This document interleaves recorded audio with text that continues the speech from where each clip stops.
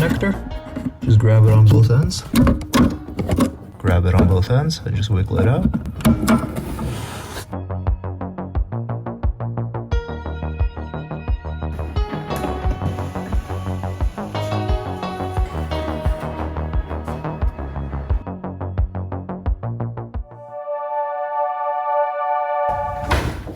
Paying attention to the gaps and the holes, once you reinsert it, and take a look from this side to make sure. Reconnect the wiring harness. Nice click. And pay attention to where the bolts are placed relative to the holes.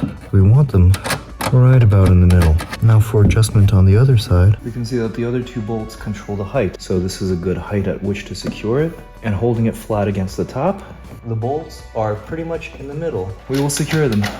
I'm securing the middle one first, tight enough by hand to hold it in place. We'll observe that the gap is nice and consistent all around the tail light. And there's a nice even gap along the bottom as well. It's really easy to position them and make them ugly. A less than ideal fit. Starting on the farthest bolt, tighten it into position. That's the hardest part. Do not over tighten. Similarly, start on the right, double checking the position of the tail light. It's good, gentle, no over tightening.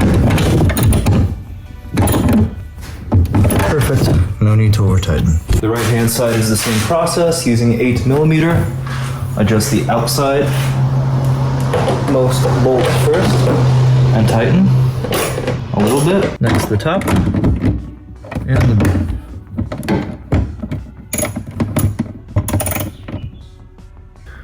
Now as for the trim, we get our trim out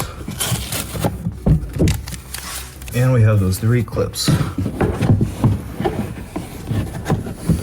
Let's remove this trim clip.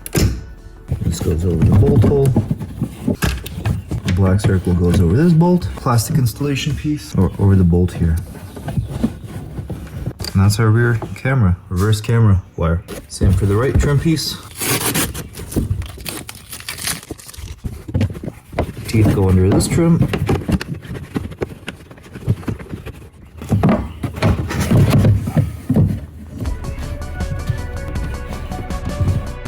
That our taillights are completely installed. Check out the rear camera video.